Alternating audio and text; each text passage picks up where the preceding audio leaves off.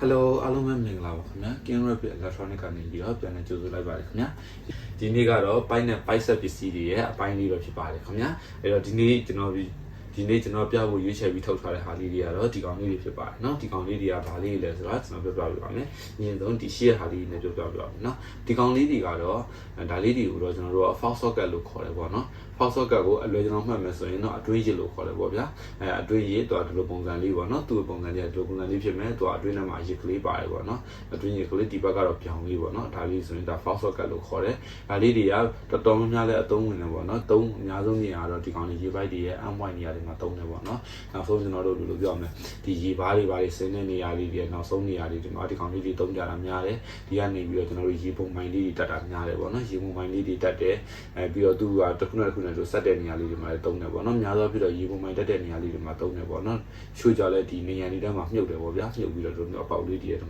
ဒါမိုးလေးတွေဖော်ထားတာပေါ့ဗျာနေရာထဲမှာမြုပ်ပြီးတော့အခုလိုပုံစံမျိုးလေးတွေဖော်ထားတယ်ဒီကနေမှတစ်ခါရေပိုက်ကိုခုလိုချင်းလို့ဆက်ပြီးတော့ထုတ်တာပေါ့ဗျာအဲ့လိုလေးနေရာလေးမှာအသုံးပြုရများတယ်ပေါ့เนาะတော်များများလည်းဒီကောင်လေးအသုံးပြုတာများတယ်ပေါ့နော်အဲ့တော့ဒီကောင်လေးရဲ့နာမည်က Fox Socket ပါသူကလည်းအရင်ပိုင်းနဲ့ပိုက်ဆက်ပစ္စည်းတွေရဲ့အတိုင်းပဲသူ့ရဲ့အခေါ်လေးတွေကလည်းဒါ 1.2 ဆိုရင်ဒါလေးတွေဆိုရင်ဒါ9 move ပေါ့နော်9 move Fox Socket ဒါဆိုရင်3 move Fox Socket ဒီကောင်လေးဆိုရင်3 move Fox Socket လို့ခေါ်တယ်ပေါ့ဗျာ 3.4 3 move Fox Socket ပြီးရင်ဒီကောင်ဆိုရင်ဒါ1လက်မ Fox Socket ပေါ့နော်သူပုံစံလေးကတမျိုးလေးပါ1လက်မ Fox Socket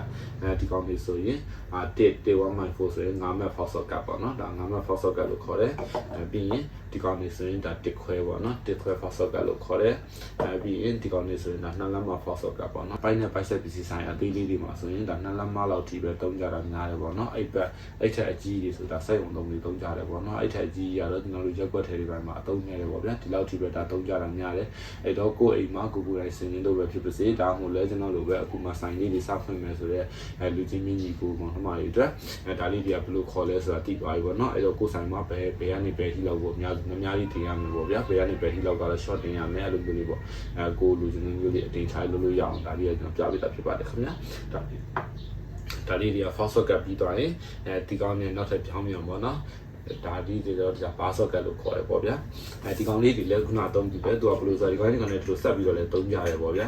ဒါမှမဟုတ်ဒီကောင်ကြတော့ကျွန်တော်တို့ဒီလိုဆက်ပြီးတော့လည်းသုံးတယ်ပေါ့နော်bar socket ကိုကျွန်တော်တို့အလွယ်မှတ်မယ်ဆိုရင်အပြင်ရစ်လို့မှတ်ထားလိုက်ပေါ့ဗျာဒါမှမဟုတ်လေအပြင်မှာတော့ဒါမှမဟုတ်လေအပြင်လေးကိုရစ်ကလေးထွက်နေတယ်ပေါ့ဗျာအဲ့ဒါလေးကို bar socket လို့ခေါ်တယ်ဒီကောင်ကြတော့အတွင်းရစ်ပေါ့နော်သူကြတယ်လို့အတွင်းရစ်ဒါဆိုရင် Fox Socket လို့ခေါ်တယ်ဒီကောင်လည်းဒီကောင် bar socket လို့ခေါ်တယ်ပေါ့နော်ဒီကောင်လေးလည်းအသုံးများတယ်ခင်ဗျတော်တော်လေးဒီကောင်လေးလည်းအသုံးများတယ်ဘယ်နေရာတွေမှာအသုံးများလဲဆိုတော့ကျွန်တော်တို့အခုနောက်ပိုင်းဒါရေပေးစင်တွေလေရေပေးစင်ရေပါတယ်ရေပေးစင်တွေမှာဆိုရင်ဒါရေဘက်မှာဆိုဒီကောင်လေးတက်တယ်ပေါ့ဗျာဘယ်လိုပြောပြီးတော့ကျွန်တော်တို့ဒီ toilet တွေပါတယ်ပေါ့ toilet တွေပါတယ်ရဲ့ဒီရေထွက်ပေါက်တွေနေရာမှာဒီကောင်လေးတွေသုံးတယ်တချို့ကျတော့လည်းဒီတီဘာတို့အဲဘာတို့လို့ဟာတွေသုံးတယ်ပေါ့နော်ဒီလိုတွေကအဲ့လိုမျိုးကျွန်တော်တို့ဘာအသေးလေးတွေဒီနားမှာပိုက်ပျော်လေးနဲ့ထပ်ပြီးဆက်ပြီးတော့သုံးရမယ့်နေရာလေးဒီမှာဒီကောင်လေးတွေကဖြစ်နေလို့သုံးကြတယ်ပေါ့ဗျာသူလည်းအဲ့လိုမျိုးပဲဒီကောင်လေးတွေသူဟာနဲ့သူအသုံးဝင်တဲ့နေရာတွေအများကြီးပဲရှိတယ်ပေါ့ဗျာတချို့တွေဆိုလည်းကျွန်တော်တို့ရေစီပေါ့နော်ရေတိုင်ကြီးပေါ့ရေတိုင်ကြီးကိုဖောက်ပြီးတော့ဒါမှမဟုတ်နှလုံးပေါ့နော်နှလုံးရေတိုင်ကြီးဖောက်ပြီးတော့အတွင်းနဲ့အပြင်နဲ့ဖောက်ပြီးတော့ဒါမှမဟုတ်ရစ်ပြီးတော့သုံးကြတယ်ပေါ့ဗျာဒီဘက်ကနေရေတိုင်ကြီးအထွက်ပေါ့အဲ့လိုမျိုးသုံးကြတယ်ပေါ့ရေတိုင်ကြီးဖောက်ပြီးတော့ဒီနားလေးမှာဝါရှာလေးခံပြီးသုံးတယ်ပေါ့နော်အဲ့တော့ဒီကောင်လေးတွေလည်းခုနကကျွန်တော်ပြောတဲ့ပိုက်တွေရခေါ်ပေါ်တိုင်းပဲဒါဆိုရင်ဒီ 1.2 ဆိုရင်ဒါဆိုရင်9 move ပေါ့နော်9 move bar socket ဒီကောင်ဆိုရင် 3.4 ဆိုရင်3 move bar socket ပြီးသွားရင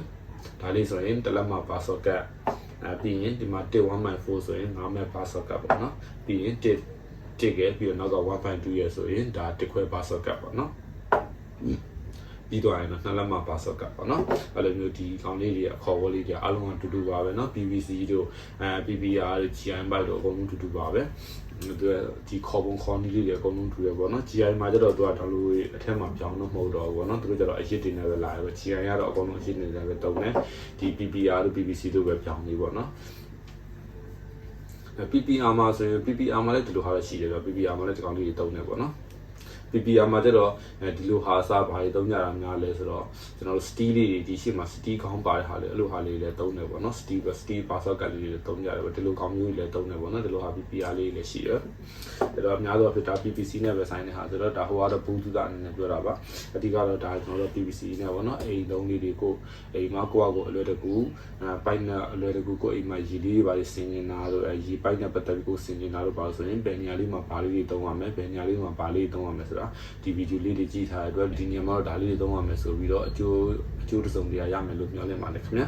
ဒီကောင်လေးတွေကတော့ဒီကောင်လေးတွေတော့ password ကလို့ခေါ်တယ်ဒီကောင်လေးတွေကတော့ password ကလို့ခေါ်တယ်ပေါ့နော်သူရခေါ်ရတော့အရင်တိုင်းပဲဘာမှပြောင်းလဲဘူးပိုက်တင်နေတူတူပါပဲခင်ဗျာအဲ့တော့ဒါလေးတွေမှတ်ကတာလွယ်ပါတယ်အဲ့တော့ပိုက်နဲ့ပိုက်ဆက်ပစ္စည်းတွေကသူက